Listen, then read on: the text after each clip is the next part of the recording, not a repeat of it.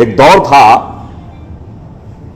जब second world war खत्म हुआ तो Czechoslovakia, Romania, Hungary, Bulgaria, Poland से लेकर और कंबोडिया, रशिया और चाइना आधी दुनिया लेफ्टिस्ट हो गई थी।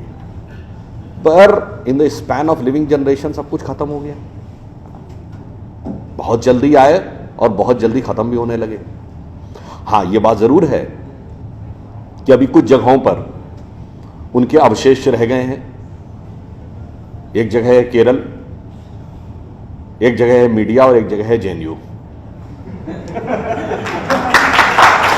Other than north Korea and Cuba, other than north Korea and Cuba, क्योंकि चाइना तो सिर्फ नाम का कम्युनिस्ट है, आज तो वो कैपिटलिस्टों से भी ज्यादा कैपिटलिस्ट है। अब आप ये कहेंगे कि व्हाट अबाउट इंडिया? इंडिया को समझने के लिए थोड़ा ब्रॉडर स्पैन पे जाना होगा। If you look at all the great ancient civilisations of the world, इधर से शुरू करिए तो चाइनीज सिविलाइजेशन थी, फिर इंडियन सिविलाइजेशन थी, मेसोपोटामियन सिविलाइजेशन थी, बेबीलोनियन सिविलाइजेशन थी, इजिप्ट की सिविलाइजेशन थी, ग्रीस की सिविलाइजेशन थी, रोमन एम्पायर था, और आज का जो नॉर्थ और साउथ अमेरिका में है इंका, माया, एस्टेक का सिविलाइजेशन था। आज उनमें से कोई भी अपने मूल रूप में नहीं बचा है। जो अल्लामा इकबाल, जिन्होंने सारे जहां से अच्छा हिंदुस्तान हमारा लिखा, उन्होंने लिखा था ना, यूनान, मिस्र, रोमा सब मिट गए जहां से, बाकी अभी तलक है नामो निशा हमारा, कुछ बात है कि हस्ती मिटती नहीं हमारी, सदियों रहा है दुश्मन दौरे जहां। तो साहब ये कंपैरिजन ये है कि एक ऐसी चीज जो हजारों साल से प्री हिस्टोरिक चली आ रही और खत्म ही नहीं हुई है, एक ऐसी चीज जो लेटेस्ट शुरू हुई और लेटेस्ट खत्म होने लगी, तो ये कंपैरिजन ही अपने आप में थोड़ा ऑकवर्ड है, मगर कोशिश बहुत की गई। अब मैं थोड़ा सा इसके पॉलिटिकल एस्पेक्ट पे आता हूं। ये Naxalism at the door step और इन द अर्बन एरिया शुरू कहां से हुआ? जो लोग हम लोग तो थोड़ा पहले की पीढ़ी वाले हैं उनको जानकारी होगी कि भारत के इतिहास की पहली माइनॉरिटी गवर्नमेंट कौन थी? श्रीमती इंदिरा गांधी की सरकार थी, जो 1969 में कांग्रेस के डिवीजन के बाद माइनॉरिटी हो गई। और उस माइनॉरिटी गवर्नमेंट को सपोर्ट कर कर किसने बचाया सेंटर में? लेफ्ट पार्टीज ने, कम्युनिस्टों ने। ये तो हमको पता है, बहुत से लोगों को, आज की जनरेशन को शायद नहीं पता होगा। हमारे दिमाग में माइनॉरिटी गवर्नमेंट नरसिम्हा राव से शुरू होती है, हम लोगों के जमाने में। अब इंदिरा जी के जमाने में जब माइनॉरिटी गवर्नमेंट आई और लेफ्टिस्टों ने उसे सपोर्ट करके बचाया, तो उस जमाने में थोड़ा सा मैं उनको क्रेडिट दूंगा कि भाई आज का जमाना होता तो कहता कोई बढ़िया वाला विभाग दे दो जिसमें कि अच्छा धनोपार्जन हो सके। पर उन्होंने बहुत ही समझदारी और चालाकी से काम लिया। आप देखिए, बदले में लेट 60s और अर्ली 70s में हुआ क्या क्या।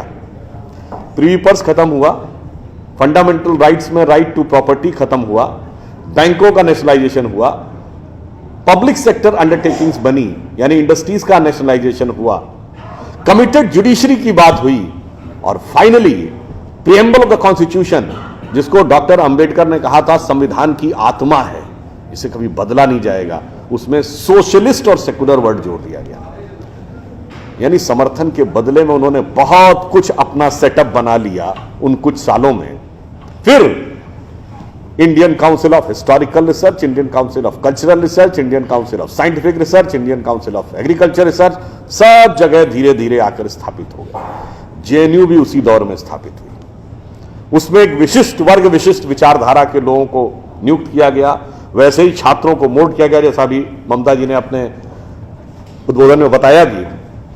और फिर भारत का पहला जर्नलिज्म की डिग्री देने वाला इंस्टीट्यूट कहां बना? जेएनयू में, Indian institute of mass communication. अब आईएएस बनना है तो जेएनयू से, जर्नलिस्ट बनना है तो जेएनयू से, प्रोफेसर बनना है तो जेएनयू से, रिसर्चर बनना है तो जेएनयू से। अब उन्होंने पूरे अर्बन सेटअप के ऊपर अपना एक कब्जा कर लिया। फिर धीरे धीरे दिमागों में चीजें रखनी शुरू की गई, वो जो सच के बिल्कुल उलट था। क्या कहा गया साहब? नक्सलवाद जो कहता हथियार उठाना, हथियार आदमी मजबूरी में उठाता है। ठीक है साहब, बिल्कुल मान लिया, हथियार मजबूरी में उठाता है। हथियार वही उठाता है, आतंकवाद वहीं पनपता है जहां गरीबी होती है, आतंकवाद वहां पनपता है जहां अशिक्षा होती है। तो मैं पूछना चाहता हूं, ओसामा बिन लादेन गरीब था क्या? अरबपति था। भारत के तमाम उद्योगपतियों, उसकी हैसियत थी कई उद्योगपतियों को खरीद सकता था, तो क्यों आतंकवाद की तरफ मुड़ गया? तो आपकी थ्योरी का बेस तो लॉजिकल नजर नहीं आता। अगर अशिक्षा से आतंकवाद निकलता है तो 9/11 में जिन लोगों ने जाके अपने प्लेन वहां क्रैश कर दिए, चाहे वो खालिद शेख हो या मोहम्मद अट्टा, ये सब लोग अमेरिका जैसे देश में बहुत हाईली एजुकेटेड थे और एक शानदार जिंदगी जीने का उनके पास मौका था। तो एजुकेशन और इकोनॉमिक आधार दोनों की बात बहुत हद तक तर्कसंगत नजर नहीं आती है, मगर गैर तर्कसंगत बात को भी समझा के रखा जाता है। यह कहा जाता है कि साहब लेफ्ट आइडियोलॉजी कहां से शुरू हुई? जब कैपिटलिज्म ने सर्वहारा वर्ग के ऊपर अत्याचार किया, सप्रेशन किया गया वर्कर क्लास का इंडस्ट्रियलिस्ट सोसाइटी के द्वारा, तब शुरू हुई। आप दुनिया का एक देश बताइए जो इंडस्ट्री डेवलप होने के बाद कम्युनिस्ट हुआ हो। जितने देशों के मैंने नाम बताए, ईस्टर्न यूरोप से लेकर रशिया, चाइना, सब एग्रेरियन सोसाइटीज थी जो कन्वर्ट हो गई। इसका मतलब बात तो कुछ समझ में नहीं आती। चलिए, अब आपको लंबे समय शासन करने का मौका मिले, जैसे वेस्ट बंगाल में 33 years, I think in a span of 33 years any party would have got enough opportunity to convert the West Bengal into a Marxist heaven. हुआ क्या? ग्रोथ रेट नीचे, अशिक्षा, गरीबी, कलकत्ता जो इंडस्ट्री का इतना बड़ा सेंटर था वो उसी दरमियान बहुत कुछ अपनी कैपेसिटी खो गया। Exactly reverse. 70 साल में यूएसएसआर को तो दुनिया का सबसे डेवलप्ड कंट्री बन जाना चाहिए था। नॉर्थ कोरिया और क्यूबा आज भी लेफ्टिस्ट हैं तो उनको भी बन जाना चाहिए था। आगे कौन बढ़ा? चाइना, जिसने प्रैक्टिकली सब कुछ छोड़ के एकदम उलट स्टैंड ले लिया। तो इससे एक और बात लगती है कि साहब आपकी जो बात है उसमें कुछ दम कम है। अब मैं अगली बात लॉजिक पे आता हूं। ह्यूमन राइट्स, फंडामेंटल राइट्स की बात करनी है। हर आदमी के अधिकार होने चाहिए, बिल्कुल होने चाहिए, पर अगर आप इतिहास उठा के देखें 20वीं सेंचुरी में वॉर और इंटरनल जो हुकूमतों के द्वारा मरवाए गए लोग हैं उनकी संख्या लगभग 10 करोड़ है, जिसमें युगांडा के इदी अमीन से लेके, रशिया के स्टालिन से लेके, कंबोडिया के पोल पोट ने लाखों करोड़ों लोगों को मरवाया। वहां अधिकार की बात कहां चली गई? कभी अधिकार की बात आई क्या? अब आप आइए कि अधिकार की बात आती कहां से। ये ह्यूमन राइट्स का विषय सबसे पहले आया जब सेकेंड वर्ल्ड वॉर खत्म हुई, क्योंकि ज्यूज को लाखों की संख्या में मरवाया गया था जर्मनी में। तो पूरी दुनिया में एक आई बात की मानवाधिकार, ह्यूमन राइट्स, और दुनिया में इसके ऊपर बड़ी एक सोच शुरू हुई। और जब यूनाइटेड नेशंस बना तो एक ह्यूमन राइट चार्टर बनाने की बात आई और यह कहा गया कि भाई ह्यूमन राइट होने चाहिए और उसमें यह भी गारंटी होनी चाहिए कि दूसरे के ह्यूमन राइट में कोई इंफ्रिंजमेंट नहीं है। मतलब मेरा जीने का हक इस कीमत में नहीं हो सकता कि हम दूसरे को मारकर अपने जीने का हक रखते हैं। तो दुनिया के जो तमाम बड़े बड़े महापुरुष थे उस समय, सबको चिट्ठियां लिखी गई कि आपकी नजर में 2, 3, 4, 5 जो भी फंडामेंटल ह्यूमन राइट्स होते हो, पर वो ऐसे ह्यूमन राइट होने चाहिए which are capable of ensuring everybody else is human right. वो आप हमें कृपया बता दीजिए। तो चिट्ठी महात्मा गांधी के पास भी आई और महात्मा गांधी का जवाब उसमें सबसे अलग था। महात्मा गांधी ने कहा, my illiterate but wise mother has told me. इस शब्द पे ध्यान दीजिएगा। My illiterate but wise mother has told me that if you want to ensure everybody's human right, then in my opinion there are no fundamental human rights, only fundamental duties. यानी अगर हर एक व्यक्ति के आप अधिकारों को सुनिश्चित करना चाहते हैं तो आपके सिर्फ और सिर्फ मूलभूत कर्तव्य हैं, अधिकार नहीं। अब आप ये सोचिए कि अगर उनकी माता जी पढ़ी लिखी नहीं थी तो वाइस कैसे हो गई? देखिए, बुद्धिमान और विवेकशील होना तो अलग अलग चीजें हैं। बुद्धिमान मैंने कहा आतंकवादी और चोर भी होता है, विवेकशील नहीं होता है। और उदाहरण के लिए गांधी जी की माता जी विवेकशील थी। क्यों थी? उसका मूल कारण जानते कहां से आता है? गांधी जी का प्रिय भजन क्या था? रघुपति राघव राजा राम। राम की कथा आप सबने सुनी होगी। पूरी की पूरी राम कथा में हर जगह सिर्फ और सिर्फ कर्तव्य है। पिता का पुत्र के प्रति कर्तव्य, भाई का भाई के प्रति कर्तव्य, पति और पत्नी का दूसरे के प्रति कर्तव्य, राजा का प्रजा के प्रति कर्तव्य, मित्र के साथ कर्तव्य, सबका कर्तव्य। अधिकार की बात केवल एक जगह आती है। कब? जब कैकेयी ने कहा राजा दशरथ से कि वो जो आपने 3 वरदान दिए थे ना, मुझे अब प्रयोग करने का अधिकार चाहिए। और सारी की सारी समस्या की शुरुआत वहीं से होती है। यह वो मूल कारण था जो गांधी जी की माता जी ने कहा कि illiterate but wise mother has told मी। अब इसी में मैं आपको एक बात बताता हूं। मैं अर्बन नक्सलिज्म पे भी आता हूं। जब ये लोग बात करते हैं तो बड़ी आकर्षक लगती है। मैंने आपको 2-3 बातें बताई कि जब आप तर्क की कसौटी पे कसेंगे तो आपको वो बात तथ्यात्मक नहीं लगेगी। That things will not look substantive. अब ये बताइए कि अधिकार की बात कैकेयी ने की थी ना, तीनों रानियों में सबसे सुंदर कौन मानी जाती थी? कैकेयी। जो चीज सबसे आकर्षक होती है, विनाश के अक्सर सूत्र उसी में अच्छे होते हैं। कैकेयी की सबसे प्रिय दासी या साथी कौन थी? मंथरा, जिसको कुबड़ी कहा जाता है। सबसे विकृत चीज, सबसे आकर्षक चीज के पीछे छुपी होती है। और मैं दूसरा उदाहरण आपको देता हूं,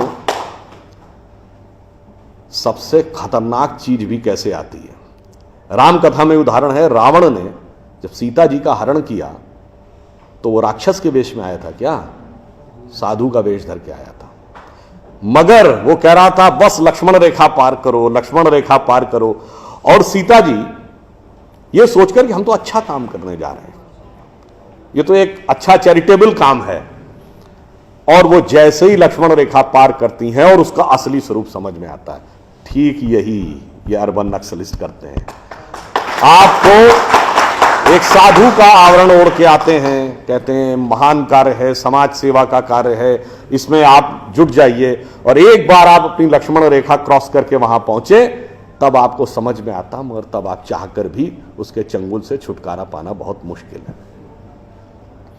अब मैं एक और बात कहूंगा, ज्यादा विस्तार में न जाते हुए, इसके फंडामेंटल्स क्या है। देखिए, लेफ्ट और राइट की जो आइडियोलॉजी है पूरी दुनिया में है। अब दोनों में एक एक अच्छाई भी है। मैं देखिए किसी चीज नहीं कह रहा हूं सब में बुराई है। राइटिस्ट आइडियोलॉजी है, जो कैपिटलिस्ट आइडियोलॉजी, वो कहती है कि हम ग्रोथ की इनॉर्मस अपॉर्चुनिटी देते हैं, जितना चाहो उतना ग्रो करो, अरबपति बन जाओ, खरबपति बन जाओ, कोई समस्या नहीं है। उसका फायदा क्या है? वो आपको मोटिवेशन देती है ग्रो करने का। इसलिए आप देखिए साइंटिफिक डिस्कवरीज और ये सब चीजें इस ढंग की सोसाइटीज में ज्यादा होती हैं। माइनस पॉइंट क्या है साहब? हम रोटी की गारंटी सबको नहीं देते। हमारे यहां कोई भूखा भी होगा, भूखा मरने वाला भी होगा, और सड़क पे भीख मांगने वाले भी होंगे। लेफ्ट ये कहता है जी सबको रोटी, कपड़ा, मकान, रोटी सबको इंश्योर करेंगे, मगर ग्रोथ की गारंटी नहीं देंगे। इसलिए जितनी लेफ्टिस्ट आइडियोलॉजी वाले देश हुए, शुरुआत में एक स्टेज तक जाके ग्रो किए और फिर वो स्टैग्नेशन के शिकार में होकर खत्म हो गए। क्यों? मानव मस्तिष्क का जो मूल स्वभाव है, रोटी, कपड़ा और मकान हमारी आवश्यकता है, पर वो हमारा अंतिम आवश्यकता नहीं है। जैसे ही वो पूरी होती तब हमारे मन की अन्य भावनाएं आती हैं और वहां पे लेफ्टिस्ट आइडियोलॉजी क्रम्बल कर जाती है। अब मैं आपसे पूछूं कि ऐसी कोई व्यवस्था जहां पर कि दोनों चीजें हो, यानी ग्रोथ की इनॉर्मस अपॉर्चुनिटी भी हो और हर व्यक्ति को रोटी, कपड़ा, मकान भी अवेलेबल हो, वो कहां था? तो सिर्फ भारत में था। कैसे? अगर आप देखें, सिर्फ आज से 50-60 साल पहले हम लोगों के ग्रैंड पेरेंट्स के जमाने में बड़ा सेठ वो माना जाता था जिसने बड़े धर्मशाला खुलवाए, प्याऊ खुलवाए, लंगर चलवाए, मंदिर बनवाए, पाठशाला बनवाए, ना कि बड़ा जिसके पास कैपिटल हो या टर्नओवर हो। सीएसआर पर तो हम आए हैं। अब गवर्नमेंट तो 70 साल पहले आई। इससे पहले धर्मशाला, पौशाला, सड़क बनवाना, तालाब खुदवाना कौन करवाता था? और वही बड़ा माना जाता था। आप देखेंगे वेस्ट में धार्मिक स्थलों में लंगर की परंपरा नहीं है, हमारे यहां है। मंदिरों में, गुरुद्वारों में हजारों लोग रोज लंगर खाते हैं। ये उसी विचार का प्रतीक है। अब देखिए एक बात और, अगली बात आती है, उन्होंने कहा जी आदर्श व्यवस्था तो वो है कि जिस व्यक्ति को कि जितनी सामर्थ्य हो वो उतना काम करो, ईमानदारी से उसे उतना हिस्सा मिले। कैपिटलिस्ट और कम्युनिस्ट दोनों कहते हैं नहीं साहब, बेस्ट सिचुएशन ये है, इसमें दोनों लोग लगभग एक मत है कि I will work to the fullest of my capacity and I should be allowed to get the fruits. तो उनका सिद्धांत क्या हुआ अगर एक वाक्य में कहें कि जो कमाएगा वो खाएगा, जो अच्छा कमाए उसको अच्छा खाने का मौका मिले। भारतीय विचार कहता नहीं, ऐसा नहीं है। भारतीय विचार यह कहता है कि जो आया है सो खाएगा, जो आया है वो खाएगा, जो कमाएगा वो खिलाएगा। यह कम्युनिज्म का पीक है। अब आप कहेंगे तो थ्योरेटिकल बात हुई, ऐसा होता कहां है? ऐसा होता है। भारत में समाज की प्राथमिक इकाई परिवार है। परिवार में एक आदमी भी कमाता है तो सबको खिलाता है। अगर 4 भाइयों में 3 भाई रोजगार से हैं, एक भाई बेरोजगार है तो वो मिलकर उसका ध्यान रखते हैं। बेटा बेरोजगार है तो बाप मरते दम तक उसका ध्यान रखता है, क्योंकि हमारे यहां कहा गया जो कमाएगा वो खिलाएगा, जो आया है वो खाएगा। अरे भाई आप तो सिर्फ आदमी तक रहे, हमारी ये सोच इतनी व्यापक थी। मैंने कहा ना झूठ के पुलंदे कैसे रखे गए। अगर आप लोगों से बहुत को ध्यान हो तो जब पितृपक्ष आता है, श्राद्ध पक्ष जिसमें पूर्वजों के लिए किया जाता है, तो उस दिन जिस दिन आप अपने पूर्वजों का तर्पण करते हैं उस दिन क्या होता है, 3 खाने के हिस्से निकाल के रखे जाते हैं। किसके लिए? एक कुत्ते के लिए, एक कौवे के लिए और एक गाय के लिए। क्यों? हमारे यहां गाय देवतुल्य पशु माना गया है, हाईएस्ट पेडेस्टल पे है। कुत्ते को शमशान का के देवता भैरव का वाहन माना गया है, एंड ऑफ द लाइफ की तरफ दर्शाता है। और कौवा उस प्रकार की श्रेणी का जंतु है जो कि तमाम गंदगियों को साफ करता है। यानी हम सिंबॉलिकली ये कह रहे हैं कि अगर भगवान ने हमको सबसे developed creature of the earth और ऑफ द यूनिवर्स बनाया है तो लोएस्ट से लेके हाईएस्ट तक हर आदमी का ख्याल रखना हमारा कर्तव्य है, हर जीव जंतु का ख्याल रखना है। वो वहां तक पहुंचे नहीं पहुंचे। इसीलिए मैं कहता हूं कि सिस्टमेटिकली बैठकर आप लोगों के दिमागों में, हम लोगों के दिमागों में 2-2, 3-3 पीढ़ी से ऐसी चीजें बैठाई गई जिसके ठीक उलट थी। 1-2 उदाहरण और दूंगा। जैसा अब ये भी ममता जी ने बोला फिल्मों के बारे में, फिल्मों में भी आपने देखा, जैसे उन्होंने बताया एक ऐसा सीरियलों में कैरेक्टर होगा। अब मैं एक दूसरी बात की तरफ आता हूं। आपने जितनी हिंदी फिल्में देखी होंगी, भाई मैंने तो हिंदी और इंग्लिश के अलावा नहीं देखी, एक आधा उर्दू की फिल्म ही देखी है, अन्य भाषाओं की तो फिल्में मैंने देखी नहीं है। मगर हर हिंदी फिल्म में शुद्ध हिंदी बोलने वाला कैरेक्टर या तो विलेन होगा या कॉमेडियन होगा। यह धीरे धीरे हमारे दिमाग में बैठ गया। हीरो क्या बोलेगा? 60, 70 और 80 के दशक तक उर्दू मिक्स्ड हिंदी बोलता था, पिछले 20 साल से इंग्लिश मिक्स्ड हिंदी बोलेगा। आप सबने वो गाना सुना होगा, विनोद खन्ना जी जिनकी डेथ हो गई, एक उनके ऊपर है जिसको कॉमेडियन गाना माना जाता है, प्रिय प्राणेश्वरी यदि आप हमें आदेश करें तो प्रेम का हम श्री गणेश करें। ये गाना क्या माना जाता था? कॉमेडी का। और एग्जैक्टली यही गाना, यही वर्ड्स का गाना, इब्तिदाए इश्क में हम सारी रात जागे अल्लाह जाने क्या होगा आगे, यह अच्छा गाना। और इतना ही नहीं, जी हाल है मुस्किन मुगम्बु रंजिश बहार हिजरा में सारा दिल है, इसमें दिल के अलावा कुछ समझ में आया नहीं। हिंदी के शब्द आ जाए, अरे साहब बड़ी कठिन हिंदी, बड़ी क्लिष्ट हिंदी कहां से ले आए, अगर साफ साफ उर्दू भी बोल दिया ये कहां ले आए, अंग्रेजी मिक्स्ड होना चाहिए। भाई अंग्रेजी मिक्स्ड होकर हम देखिए, ये सारी चीजें हम लोगों के दिमागों में बैठा ली जा रही हैं। हम कहां जा रहे हैं? एक छोटा सा उदाहरण आपको देता हूं। मैं किसी भाषा के प्रति सम्मान या असम्मान नहीं व्यक्त करना चाहता, एक तथ्य सामने रखना चाहता हूं। अंग्रेजी भाषा में केवल 5 वॉवेल हैं, AEIOU, केवल 5 वॉवेल, और मात्रा पाई जैसी कोई चीज ही नहीं है। इसलिए इसमें साइलेंट का भी प्रॉब्लम है और एक्सेंट का भी प्रॉब्लम है। एक कश्मीरी और पंजाबी जिस एक्सेंट में बोलता है, एक बिहारी जिस एक्सेंट में बोलता है, एक तमिल और केरलाई जिस एक्सेंट में बोलता है, उसमें भारी अंतर है। मगर जिन लैंग्वेजेस की फोनेटिक्स डाइवर्सिफाइड है, अब जैसे उसमें मैं एक एक्सट्रीम एग्जांपल देता हूं, संस्कृत।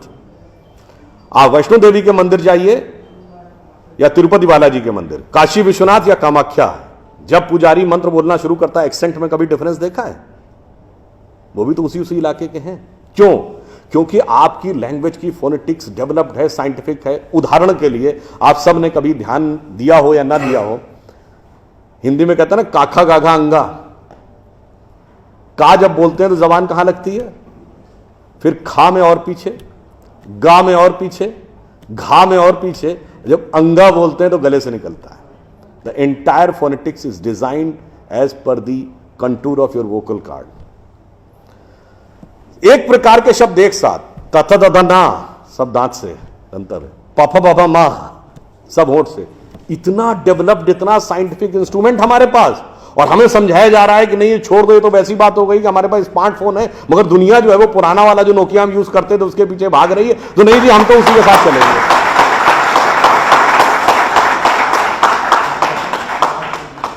अंत में मैं एक बात और कहना चाहूंगा, हमें एक ये समझाया जाता है साइंटिफिक नहीं है, हम लोग साइंटिफिक नहीं है। साइंटिफिक एटीट्यूड से चलना चाहिए। मान लिया साहब, बिल्कुल साइंटिफिक एटीट्यूड से चलना चाहिए। मैं एक छोटी सी बात पूछना चाहता हूं। अभी एक विवाद आ गया था, उस विवाद पर नहीं जाना चाहता। जब वो हज का सब्सिडी खत्म हुई तो कुंभ मेले का विषय आ गया। कुंभ मेला हम सब जानते हैं। कुंभ मेले का एक एस्पेक्ट आप लोगों ने कभी ध्यान दिया है? कुंभ मेला कितने साल में एक बार पड़ता है? 12 साल में। 12 साल में एक बार क्यों पड़ता है? क्योंकि वो जुपिटर की साइकिल पर आधारित है। बृहस्पति ग्रह हर 12 वर्ष के बाद अपना एक चक्कर पूरा करके उसी राशि में दोबारा आता है, इसलिए कुंभ मेला 12 वर्ष में एक बार पड़ता है। हजारों सालों से चला आ रहा है, ठीक है। तो इसका मतलब हमको पता था ना कि बृहस्पति की साइकिल 12 साल की है। इनको तो अभी 100 साल पहले पता चला कि बृहस्पति की साइकिल 12 साल की है। और उसके बाद हमको समझा दिया जाता है नहीं साहब हम अनसाइंटिफिक थे। अब आप एक और बड़ी मजेदार बात देख लीजिए। सूर्य ग्रहण और चंद्र ग्रहण पड़ता है तो उसका डेट और टाइम कौन तय करता है? सरकार घोषणा करती है ना, टीवी पे आता है, रेडियो पे आता है, अखबार में आता है। किस बेस पे आता है? नासा की फिजिकल ऑब्जर्वेटरी बताती है कि फलां तारीख को इतने बज के इतने मिनट पे सूर्य ग्रहण या चंद्र ग्रहण पड़ेगा, सोलर इक्लिप्स और ल्यूनर इक्लिप्स। मगर ये बताइए 1950 से पहले तो नासा की ऑब्जर्वेटरी नहीं थी। 1920 में जब अल्बर्ट आइंस्टीन ने रिलेटिविटी की थ्योरी दी, उससे पहले रिलेटिव मोशंस ऑफ प्लैनेट नहीं पता था। सॉरी, 1916 में। 1920 में एडविन हबल एक साइंटिस्ट हुए जिन्होंने एक्सपेंडिंग यूनिवर्स की थ्योरी दी, उससे पहले एक्सपेंशन ऑफ यूनिवर्स नहीं पता था। 1900 में मैक्स प्लैंक साइंटिस्ट हुए जिन्होंने लाइट की क्वांटम की थ्योरी दी, फोटॉन्स वाली, उससे पहले प्रोपोगेशन ऑफ लाइट ही नहीं पता था। 1897 में जे टॉमसन ने इलेक्ट्रॉन खोजा, उससे पहले आप मानते थे एटम अनडिविजिबल है। और 1633 में आप ये कहते थे, गैलीलियो को फांसी दे रहे थे इस बात के लिए कि उसने कहा सन रिवॉल्व्स राउंड द अर्थ गलत है। तो भैया आप 380 साल चल के जहां पहुंचे हैं, हमारा पंचांग तो युधिष्ठिर के जमाने से एज इट इज चला आ रहा है 5100 साल। मतलब ये लॉजिक नहीं है, ये तो साइंटिफिक। फिर भी हमें समझाया जाता है कि साहब जो हमने सोचा वो सब हम अनसाइंटिफिक थे, हम गलत थे। बड़ी मजेदार बात है। इन a span of living generation, 50 साल में, देखिए ये जो अर्बन नक्सल्स थे उन्होंने हमारे दिमागों में क्या क्या भरा और फैक्ट क्या था। 50 साल पहले जिस जिस चीज का मजाक उड़ाया गया वो चीज आज ठीक उसके उलट हो गई। 50 साल पहले कहते थे अरे यार ये अगर खेती करनी है तो mechanise farming, chemical fertiliser use करो। गाय के गोबर से कोई खेती होती है? आदमी चांद पे पहुंच गया, तुम गाय के गोबर पे पड़े हो।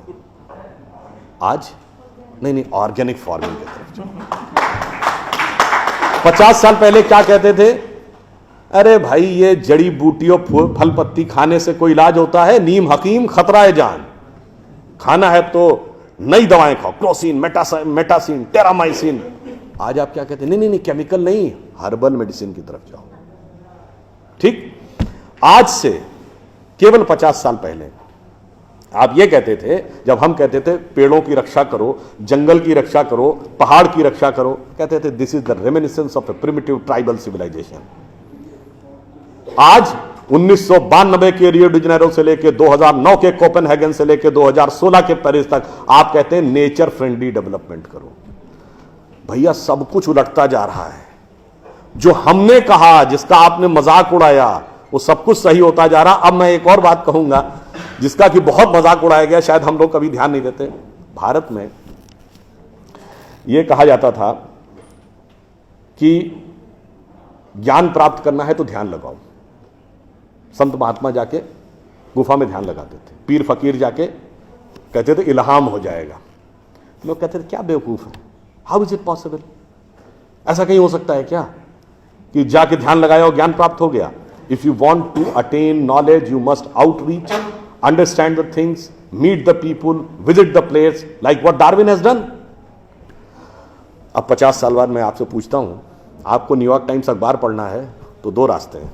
एक, यहां से दिल्ली से न्यूयॉर्क की फ्लाइट पकड़िए, 16 से 22 घंटे लगेंगे डिपेंडिंग अपॉन योर फ्लाइट, और आज का अखबार कल पढ़िए। और दूसरा है कि मोबाइल पे डाउनलोड करिए खट से और पढ़ लीजिए। क्यों? आपके हाथ में डिवाइस है, जिसने डिवाइस बनाई उसने सॉफ्टवेयर भी बनाया है, और जिसने सॉफ्टवेयर बनाया उसने सपोर्टिंग नेटवर्क भी बनाया है। उसी ढंग से हमारा शरीर एक डिवाइस है, तो इसके अंदर मन, बुद्धि, चित्त, अहंकार और कॉन्शियसनेस एक सॉफ्टवेयर है, और उसका कनेक्टिंग नेटवर्क भी है।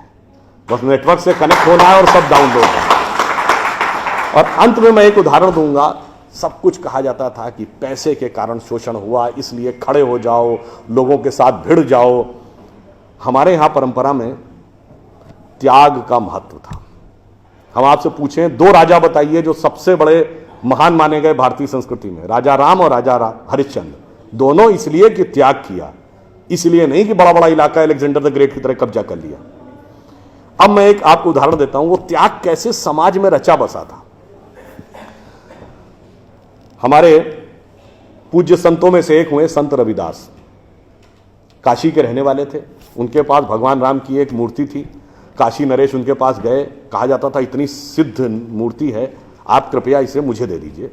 ऐसी मूर्ति राजा के पास होनी चाहिए राजभवन में, ना कि इसमें मैं इस मूर्ति के वेट का 10 गुना सोना आपको दे दूंगा। उन्होंने मना कर दिया। उन्होंने कहा जी इसके वेट का 100 गुना सोना दे दूंगा। उन्होंने मना कर दिया। तो राजा को थोड़ा क्रोध आ गया। उसने कहा ऐसा है रैदास जी, आज जिस झोपड़ी में रह रहे हैं इसमें जितना सोना आ सकता हो नीचे से ऊपर तक उतना भर लीजिए, उतना मैं आपको देने को तैयार हूं। तो एक बार उनकी पत्नी का मन आया कि भाई ऐसा बढ़िया ऑफर नहीं मिलेगा, अब हमें इस पर विचार कर लेना चाहिए। रैदास ने क्या जवाब दिया?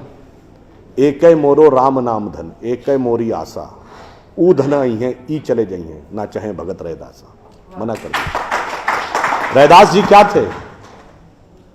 वो जूते बनाते थे, आज की परिभाषा के अनुसार दलित थे। अब आप आइए, संत कबीर जुलाहा थे, आज की परिभाषा के अनुसार ओबीसी। जब उनके बेटे ने भगवान के भजन के बजाय पैसा कमाना शुरू किया तो कबीर ने क्या कहा? उनके बेटे का नाम था कमाल। उन्होंने कहा बूढ़ा वंश कबीर का, उपजा पूत कमाल, और हरि का भजना छोड़ के घर ले आया माल। यानी उन्होंने उसको डिस्कार्ड किया। आप त्याग में रह के दिखाएंगे। अब आप आइए, मीराबाई राज परिवार की थी आज के हिसाब से, फॉरवर्ड। और उन्होंने क्या कहा? पायो जी मैंने राम रतन धन पायो, और जन्म जन्म की पूंजी पाई, बाकी सबे लुटायो। उन्होंने भी पैसे की तरफ नहीं देखा। और अंत में ये सब एक ही कंटेम्परेरी है, तुलसीदास जिन्होंने रामचरितमानस लिखी, वो ब्राह्मण थे, फॉरवर्ड आज के जमाने के हिसाब से। कहा जाता अकबर उनके पास गए। अकबर ने कहा कि आप हमारे दरबार में आकर स्थान ग्रहण करिए, हम आपको 60,000 की मनसबदारी देंगे। उस जमाने में मनसबदारी एक रैंक होती थी। तो जैसे 40,000 की मनसबदारी वॉज मैक्सिमम, 60,000 का मतलब हुआ कि राजा के बाद सबसे बड़ा स्टेटस आपका होगा। तो तुलसी ने क्या जवाब दिया? हम तो सेवक राम के, हियो धर्यो दरबार, हमारे तो हृदय में भगवान राम का दरबार धरा हुआ है। तुलसी का अब होएंगे नर के मनसबदार।